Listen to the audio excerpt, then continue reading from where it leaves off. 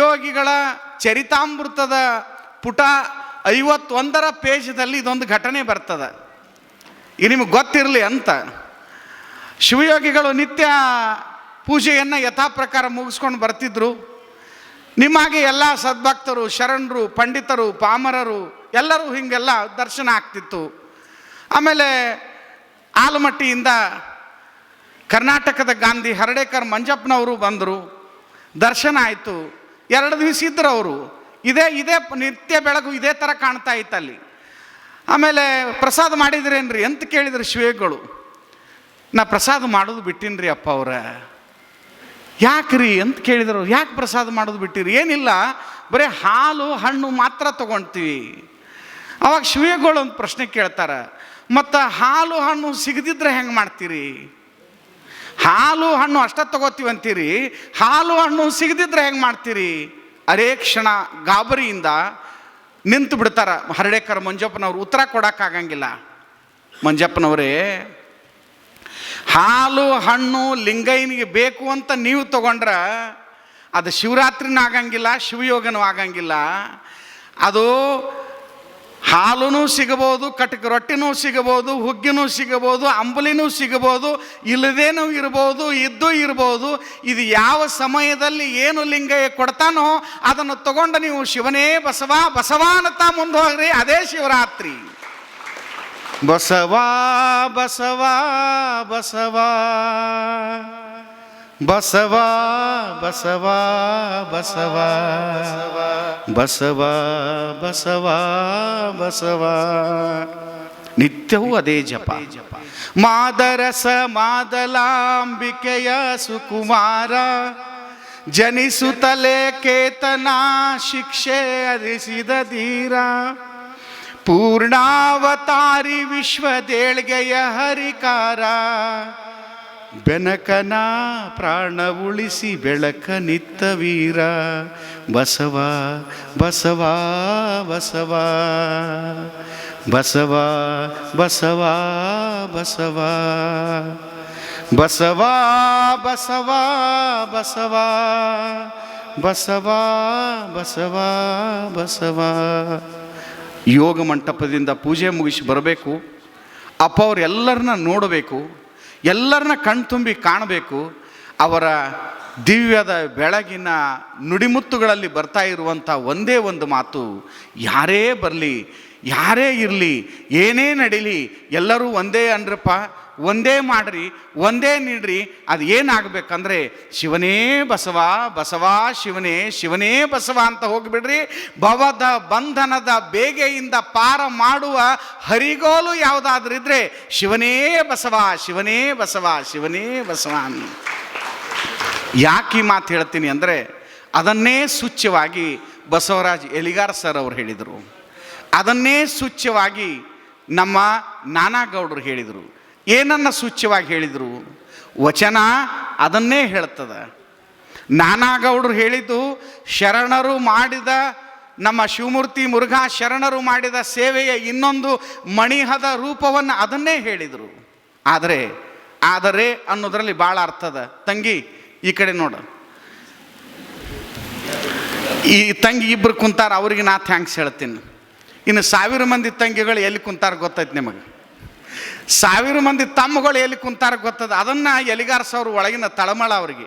ಯಾಕೆ ತಳಮಳ ಅಂದ್ರೆ ನಮ್ಮ ಹುಡುಗರು ಚಲೋ ಓದ್ತಾರಂತ ಅಪ್ಪ ಮೊಬೈಲ್ ತಂದು ಕೊಟ್ಟಾನ. ಓದ್ಕೋತ ಹೋಗೇ ಬಿಟ್ಟಾರ. ಅವ್ರ ದೂರು ಹೊರಗೆ ಬರೋಕೆ ಸಾಧ್ಯ ಇಲ್ಲ. ಮ್ಯಾಲಿಂದ ಏನು ಜಿಗದಾರ ಮೊಬೈಲ್ ಗೇಮ್ ಮಾಡ್ಕೋತ ಪ್ರಾಣನ ಕಳ್ಕೊಂಡಾರ. ಇನ್ನು ಅವರು ಸುದ್ದಿ ಆತು, ಮತ್ತೊಬ್ಬರು ಸುದ್ದಿ ಆತು. ನಮ್ಮ ಹುಡುಗರು ಸಣ್ಣವ್ರು ಹಿಡ್ಕೊಂಡು ದೊಡ್ಡವ್ರ ತನ ನಮ್ಮ ಮನ್ಯಾಗ ಖರೆ ಆಣಿ ಮಾಡಿ ಹೇಳ್ರಿ, ನಮ್ಮ ಮಾತು ನಮ್ಮ ಹುಡುಗರು ಕೇಳ್ತಾವ್ರಿ? ನಮ್ಮ ಹುಡುಗರು ನಮ್ಮ ಮೊಮ್ಮಕ್ಕಳು ಮೊಬೈಲ್ ಕೊಡ್ದ ಊಟ ಮಾಡ್ತಾರ್ರಿ? ನಮ್ಮ ಮನ್ಯಾಗ ನಮ್ಮ ಪರಿಸ್ಥಿತಿ ಹಿಂಗೆ ಶುದ್ಧದ, ಯಾರು ಇದಕ್ಕೆ ಕಾರಣ ಹೇಳ್ರಿ ನೋಡೋಣ. ಧರ್ಮಗುರುಗಳು ಮಾಡಲಿ, ಆ ಉಪದೇಶ ಮಾಡಲಿ, ಎಷ್ಟು ಪುಸ್ತಕ ಪ್ರಿಂಟ್ ಮಾಡಿ ಏನು ಮಾಡೋದದ ರೀ? ನಾವು ಪುಸ್ತಕ ಮಾಡೋದಕ್ಕೆ ನಾವು ತಯಾರಿದ್ದೀವಿ.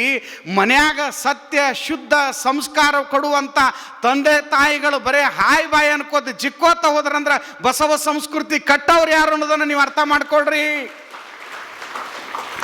ಇಡೀ ಬೆಳಗಿನುದ್ದಕ್ಕೂ ನಾವು ಬಸವ ಸಂಸ್ಕೃತಿಯನ್ನು ಕಟ್ಟಬೇಕು ಅಂತೇಳಿ ಎಲ್ಲ ಪೂಜ್ಯರಾದಿಯಾಗಿ ನಾವು ಹಗಲು ರಾತ್ರಿ ಸಂಚಾರ ಮಾಡಿದೀವಿ. ಏನಾಗ್ಯದ ಪರಿಸ್ಥಿತಿ? ಏನಾಗ್ಯದ ಪರಿಸ್ಥಿತಿ ಹೇಳ್ರಿ ನೀವು.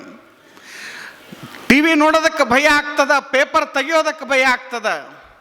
ದಿವಸ ಕೊಲೆ ಸುಲಿಗೆ, ಅದರೊಳಗೆ ಸಣ್ಣ ಹುಡುಗರು ಈ ಗತಿಗಳನ್ನು ನೋಡಿಬಿಟ್ರೆ ಬೇಡದ ಪರಿಸ್ಥಿತಿ. ಆತಂಕ ಆಗ್ತದೆ. ನಮಗೆ ಯಾರು ಮಾಡೆಲ್ ಆಗಬೇಕು, ನಮಗೆ ಯಾರು ಆದರ್ಶ ಆಗಬೇಕು, ಯಾರು ನಮಗೆ ಮೌಲ್ಯ ಆಗಬೇಕು?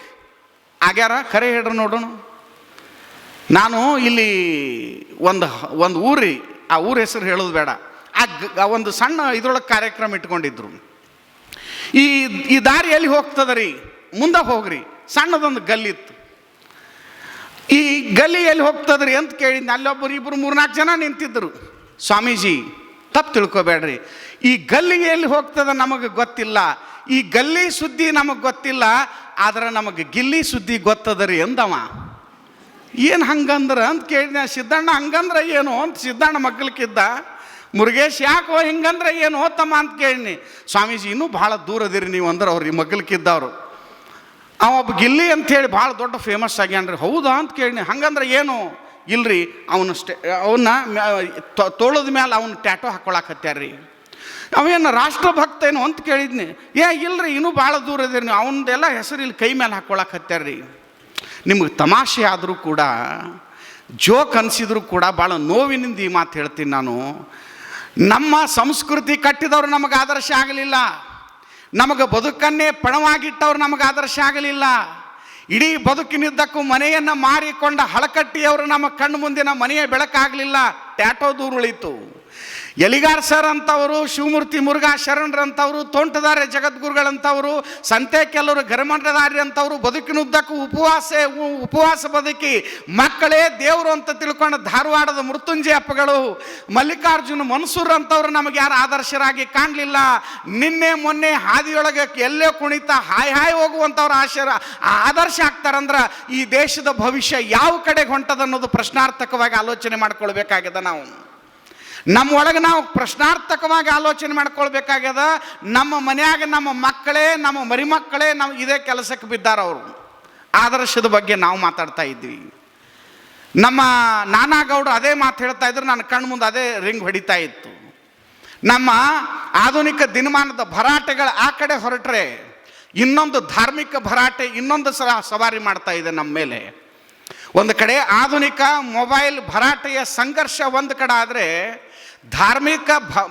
ಧಾರ್ಮಿಕ ಸಂಘರ್ಷದ ಭರಾಟೆ ಯಾವ ಕಡೆ ಹೊಂಟದಂದ್ರೆ, ನಮ್ಮ ಹಣಿ ಮೇಲೆ ಯಾವಾಗ ನೋಡಿದ್ರು ನಮಸ್ಕಾರ ರೀ, ಶರಣು ಶರಣಾರ್ಥಿ, ಮತ್ತೊಂದು ಮಗದೊಂದು, ನಾವು ನಮ್ಮ ಅತ್ತಿ ಮುತ್ಯ ಮಕ್ಕಳು ಹೇಳ್ತಾ ಇದ್ರು. ಅವೆಲ್ಲ ಹೋಗ್ಯಾವೀಗ. ಬಸವ ಬಸವ ಬಸವ ಅನ್ನೋ ಶಬ್ದಗಳ ಮಾಯ ಅದು. ಈಗ ಆ ಶಬ್ದದೊಳಗೆ ಇನ್ಯಾವುದೋ ಬಂದು ಕುಂಡ್ರಾಕತ್ತದ. ನಮ್ಮ ಹಣಿ ಮೇಲೆ ಭಸ್ಮ ಮಾಯ ಆಯಿತು, ನಮ್ಮ ಹಣಿ ಮೇಲೆ ಏನೇನೋ ಬರಾಕತ್ತದ. ಆಲೋಚನೆ ಮಾಡ್ಕೊಡ್ರಿ. ನಮ್ಮ ಬಸವ ಶಿವನೇ ಶಿವಯೋಗಿ ಹೋಗ್ಯಾವ, ಇನ್ಯಾವುದೋ ಶಬ್ದಗಳು ಅದು ನಾನು ಹೇಳಂಗಿಲ್ಲ. ಯಾಕೆ ಹೀಗೆ? ಒತ್ತಾಯಪೂರ್ವಕವಾಗಿ ನೀವು ಅನ್ನಬೇಕಿದನ್ನ, ಒತ್ತಾಯಪೂರ್ವಕವಾಗಿ ಇದನ್ನೇ ಜಪ ಮಾಡಬೇಕು, ನೀವು ಹಿಂಗೆ ಹಚ್ಚಬೇಕು, ಇದನ್ನೇ ತೊಡಬೇಕು, ಇದನ್ನೇ ಉಡಬೇಕು. ಈ ಧಾರ್ಮಿಕ ಆಕ್ರಮಣಕಾರಿಯ ಒಂದು ಏನು ಇದು ನಡೆದದಲ್ಲ, ಇದಕ್ಕೆ ಉತ್ತರ ಅಂತರ ಈ ಬಸವ ತತ್ವದ ಸಮಾನತೆ ಅನ್ನೋದನ್ನು ನಾವು ಅರ್ಥ ಮಾಡ್ಕೊಳ್ಬೇಕು. ಇದರ ಮಧ್ಯ ನಮಗೆ ಸುವರ್ಣದ ದಾರಿಯನ್ನು ತೋರಿಸಿಕೊಟ್ಟ ಅವರು ಶಿವಯೋಗಿಗಳು. ಇದನ್ನು ಕೂಡ ಗಂಭೀರವಾಗಿ ಮಾತಾಡೋ ಪರಿಸ್ಥಿತಿ ಇಲ್ಲ ಇವತ್ತು. ಎಲಿಗಾರ್ ಸಾಹೇಬ್ರ ಇವತ್ತು ನಾವು ಯಾವುದನ್ನು ಗಂಭೀರವಾಗಿ ಮಾತಾಡ್ತೀವಿ ಅವರನ್ನೇ ಹೊರಗಿಟ್ಟು ನೋಡುವಂಥ ಪರಿಸ್ಥಿತಿ ನಡೆದದ. ಯಾಕೆ ಮಾತು ಹೇಳ್ತೀನಿ ಅಂದ್ರೆ, ವೇದಿಕೆಯ ಬರೇ ತಮಾಷೆ ಮಾತುಗಳು ನಮ್ಮ ಭಾಷಣಗಳು ಬೇಕಾಗ್ಯಾವ, ನಿಮಗೆ ಮೌಲ್ಯಗಳು ಬೇಕಾಗಿಲ್ಲ. ಆತ್ಮೀಯರೇ, ಮೌಲ್ಯಗಳು ಅನ್ನೋಂಥದ್ದು ಯಾವುದೋ ಎಲ್ಲೋ ಸಿಗೋ ವಸ್ತುವಲ್ಲ. ನಮ್ಮ ಆಚರಣೆಯಲ್ಲಿ, ನಮ್ಮ ಜೀವನದಲ್ಲಿ ಎಂತೆಂಥ ಕೆಲಸಗಳನ್ನು ನಮ್ಮ ಮಹಾತ್ಮರು ಮಾಡಿದರು, ಪುಣ್ಯಾತ್ಮರು ಮಾಡಿದರು, ಶಿವಯೋಗಿಗಳು ಮಾಡಿದರು. ಆ ಎಲ್ಲ ಪುಣ್ಯಾತ್ಮರು ಮಾಡಿದ ಬೆಳಗನ್ನು ಬರೀ ಉಳಿಸ್ಕೊಂಡು ಹೋಗೋದು ಬೇಕಾಗ್ಯದ. ನೀವು ಮತ್ತೊಂದೇನು ಮಾಡಬೇಕಾಗಿಲ್ಲ. ಪರಮ ಸದ್ಭಕ್ತರು ಶರಣೀಯರು ಆ ಬುತ್ತಿ ಗಂಟು ಕಟ್ಕೊಟ್ಟಾರಲ್ಲ, ಆ ಬುತ್ತಿ ಗಂಟ ಚೆಂದಾಗಿ ಉಳಿಸ್ಕೊಂಡು ಬೆಳೆಸ್ಕೊಂಡು ಹೋದ್ರೆ ಕಲ್ಯಾಣದ ಕ್ರಾಂತಿಯ 101 ಜನ ನಮಗೆ ಪ್ರಾಣವನ್ನು ತೆತ್ತರು, ರಕ್ತವನ್ನು ಹರಿಸಿದ್ರು, ಅವರಿಗೆ ನಮಗೆ ತ್ಯಾಗವನ್ನು ಮಾಡಿದರು. ಸಾವಿರ ಜನ ಶಿವಯೋಗಿಗಳು ಹಗಲ ರಾತ್ರಿ ತಮ್ಮ ಪಣವನ್ನು ಇಟ್ಟರು. ಅವರಿಗೆ ನಾವು ಕೊಡಬೇಕಾಗಿದ್ದು ಒಂದೇ ಒಂದು, ಅವರ ತತ್ವಗಳನ್ನು ಶಿವರಾತ್ರಿಯ ಸಂದರ್ಭದಲ್ಲಿ ಅನೂಚನವಾಗಿ ಆಚರಣೆ ಮಾಡಿಕೊಂಡು ಮುಂದೆ ಹೋಗ್ತೀವಿ ಅನ್ನೋದಾದರೆ ಅತನೇ ಶಿವಯೋಗಿಗಳಿಗೆ ಕೊಡುವಂಥ ಗೌರವ ಅಂತ ನಾನು ಭಾವಿಸ್ಕೊಳ್ತಾ ಇದ್ದೇನೆ. ಆತ್ಮೀಯರೇ, ಇದೊಂದು ಅಪೂರ್ವ ಪ್ರಸಂಗ, ಇದೊಂದು ನೆನಹಿನ ಪ್ರಸಂಗ, ಇದು ಬಹುತ್ವದ ಭಾರತ, ಇದು ಎಲ್ಲರನ್ನ ಪ್ರೀತಿಸುವಂಥ ಭಾರತ, ಸರ್ವ ಜನಾಂಗದ ಶಾಂತಿಯ ತೋಟಕ್ಕೆ ಒಂದು ದಿವ್ಯತೆಯ ಬೆಳಗನ್ನು ಕೊಟ್ಟ ಬಸವ ಬೆಳಗಿನ ಭಾರತ. ಇದು ಬಿದ್ದವರು, ನೊಂದವರು, ನಿರಾಶ್ರಿತರು, ಸಾಮಾನ್ಯರು, ದಲಿತರು, ಮೇಲ್ವರ್ಗದವರು, ಕೆಳವರ್ಗದವರು ಎಲ್ಲರೂ ಕೂಡಿ ಕಟ್ಟಿರುವಂಥ ಬಸವ ಸಂಸ್ಕೃತಿ ಇದು. ಈ ಬಸವ ಸಂಸ್ಕೃತಿಯನ್ನು ಭಾಳ ಅಭಿಮಾನದಿಂದ ಮುನ್ನಡೆಸ್ಕೊಂಡು ಹೋಗೋ ಜವಾಬ್ದಾರಿ ನಮ್ಮ ಮೇಲಿದೆ ಅಂತ ನಾನು ಭಾವಿಸ್ಕೊಳ್ತೇನೆ. ಆ ಭಾವಿಸಿಕೊಳ್ಳುವ ಪುಣ್ಯದ ಪ್ರಕ್ರಿಯೆನೇ ಈ ಶಿವರಾತ್ರಿ. ಈ ಶಿವರಾತ್ರಿ ಬೆಳಗಿನಲ್ಲಿ ನಿರಂತರವಾಗಿ ಗಚ್ಚಿನ ಮಠ, ಈ ಎಲ್ಲ ನಾಡಿನ ಮಠಗಳು ಇದನ್ನು ಮುನ್ನಡೆಸ್ಕೊಂಡು ನಾವು ಬರ್ತಾ ಇದ್ದೀವಿ. ತಾವು ಅನೂಚಾನವಾಗಿ ಮುನ್ನಡೆಸ್ಕೊಂಡು ಹೋಗ್ರಿ. ಆ ಹಿನ್ನೆಲೆಯಲ್ಲಿ ಶಿವಮೂರ್ತಿ ಮುರುಘಾ ಶರಣರು ತಮ್ಮ ಬದುಕಿನುದ್ದಕ್ಕೂ ಇಂಥ ತತ್ವಪರವಾಗಿ, ಸೇವಾಪರವಾಗಿ ಒಂದು ಪೀಠದ ಘನತೆಯ ಗುರುಗಳಾಗಿದ್ದರೂ ಕೂಡ ಆ ಗುರುತ್ವದ ಯಾವ ಬೇಗುದಿಗಳು, ಯಾವ ಮೇಲ್ವರ್ಗದ ಒಂದು ನೆನಹುಗಳು ಇಲ್ಲದೇನೆ ನಾನು ಬಿದ್ದವರ ಜೊತೆಗೆ, ಸಾಮಾನ್ಯರ ಜೊತೆಗೆ, ನೊಂದವರ ಜೊತೆಗೆ, ಕ್ರಾಂತಿಕಾರಿಗಳ ಜೊತೆಗೆ ಗುರುತಿಸಿಕೊಳ್ಳುವಂಥ ಧೀರೋದಾತ್ತ ನಿಲುವಿನೊಂದಿಗೆ ಒಬ್ಬ ಸ್ವಾಮಿ ತಮ್ಮ ಜೀವನವನ್ನು ಮೀಸಲಾಗಿಡ್ತಾರೆ. ಈ ಮೀಸಲಿಟ್ಟದ ಘಳಿಗೆಯೊಳಗೆ ಬದುಕು ನಾವು ಅನೇಕ ಸವಾಲುಗಳನ್ನು ಎದುರಿಸಬೇಕಾಗ್ತದೆ. ಅದಿರಲಿ, ಸುಖ 1 ಕೋಟಿ ಬಂದಲ್ಲಿ ಬಸವಣ್ಣನ ನೆನೆವೆನಯ್ಯ, ದುಃಖ 1 ಕೋಟಿ ಬಂದಲ್ಲಿ ಬಸವಣ್ಣ ನೆನೆವೆನಯ್ಯ. ಅದೆಲ್ಲ ಶಿವನ ಪ್ರಸಾದ. ಇದು ಶಿವಯೋಗಿಗಳು ಬದುಕಿನಲ್ಲಿ ಸಾವಿರ ಪ್ರಸಂಗಗಳನ್ನು ನಾವು ನೋಡ್ತೀವಿ. ಇಂಥದ್ದು ಇದೆಲ್ಲವೂ ಬಂದಾಗ ಸುಖನೂ ಅವನೇ ಪ್ರಸಾದ, ದುಃಖನೂ ಅವನೇ ಪ್ರಸಾದ, ಹಾರವೂ ಅಷ್ಟೇ, ಹೊಗಳಿಕೆನೂ ಅಷ್ಟೇ, ತೆಗಳಿಕೆನೂ ಅಷ್ಟೇ, ಮೇಲೆ ಅಷ್ಟೇ, ಕೆಳಗ ಅಷ್ಟೇ. ಇದೆಲ್ಲವೂ ಶಿವಯೋಗಿ ನಿನ್ನ ಪ್ರಸಾದ ಅಂತ ಸ್ವೀಕರಿಸಿಕೊಂಡು ತಮ್ಮ ಪರಿಪೂರ್ಣ ದೃಷ್ಟಿಯೊಳಗೆ ಮುನ್ನಡೆದಿರುವಂಥ ಪರಮ ಪೂಜ್ಯರಿಗೆ ಹೃದಯ ತುಂಬಿದ ಅನಂತ ಅಭಿನಂದನೆಗಳನ್ನು, ಸಮರ್ಪಣೆಯನ್ನು ನಾನು ಮಾಡ್ತಾ ಇದ್ದೇನೆ. ಪೂಜ್ಯರೇ, ಅದು ನನಗೆ ಗೊತ್ತು, ಅಂತರಂಗದಿಂದ ನೋಡಿದರೆ ಮಾತ್ರ ಅರ್ಥ ಆಗ್ತದೆ ಹೊರತು ಬರಿಗಣ್ಣಿನಿಂದ ನೋಡಿದರೆ ಇದು ಯಾರಿಗೂ ಗೊತ್ತಾಗೋದಿಲ್ಲ. ಆತ್ಮೀಯರೇ, ಗುರುಗಳ ಜೊತೆಗೆ ನಾವಿರೋಣ, ಅವರ ನಡೆದ ದಾರಿಯಲ್ಲಿ ನಾವು ನಡೆಯೋಣ. ನಮ್ಮ ಮೌಲ್ಯಗಳನ್ನು ನಾವು ಕಟ್ಟದೆ ಹೋದರೆ, ಬೆಂಬಲಿಸದೆ ಹೋದರೆ, ಜೊತೆಗಿರದೆ ಹೋದರೆ ಇನ್ಯಾರು ನಮ್ಮ ಜೊತೆಗಿರೋದಕ್ಕೆ ಸಾಧ್ಯ?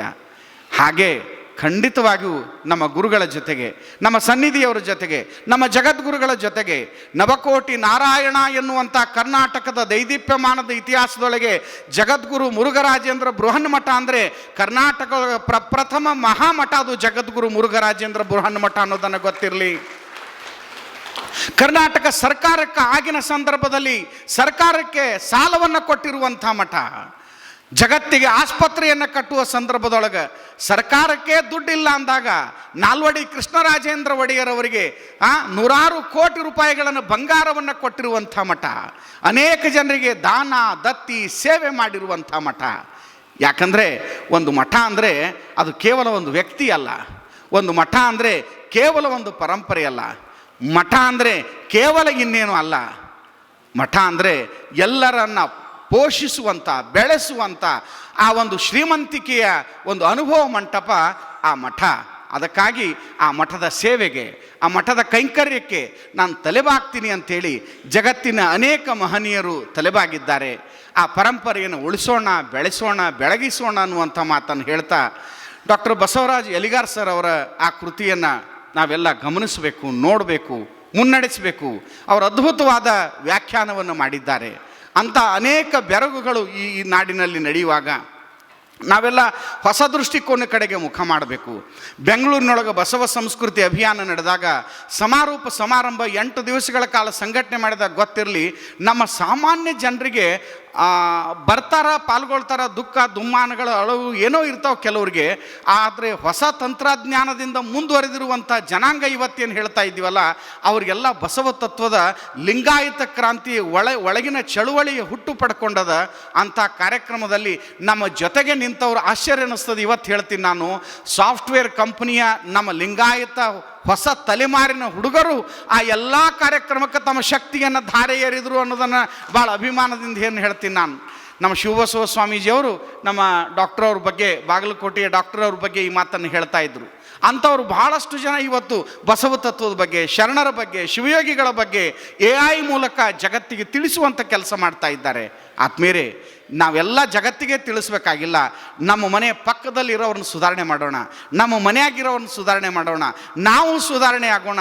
ಶಿವನೇ ಬಸವ, ಬಸವ ಶಿವನೇ ಅನ್ನುವಂಥ ಆ ಶಿವಯೋಗಿಗಳ ಮಹಾ ಬೆಳಗಿನಲ್ಲಿ ಬದುಕನ್ನು ಮುನ್ನಡೆಸ್ಕೊಳ್ಳೋಣ ಅನ್ನುವಂಥ ಮಾತನ್ನು ಹೇಳಿ, ಇಂಥ ಒಂದು ಅಪೂರ್ವ ಅವಕಾಶಕ್ಕೆ, ನುಡಿ ಸೇವೆಗೆ ಅವಕಾಶ ಕೊಟ್ಟ ಸನ್ನಿಧಿಯವರಿಗೆ, ಶಿವಬಸವ ಸ್ವಾಮೀಜಿಯವರಿಗೆ ಶರಣು ಶರಣಾರ್ಥಿಗಳನ್ನು ಹೇಳ್ತಾ, ಶ್ರೀಮಠದ ಪರವಾಗಿ ಒಂದು ಗೌರವವನ್ನು ಪೂಜ್ಯರು ಸ್ವೀಕರಿಸಬೇಕು ಅಂತ ನಾನು ಭಿನ್ನ ಮಾಡ್ಕೋತಾ ಇದ್ದೇನೆ.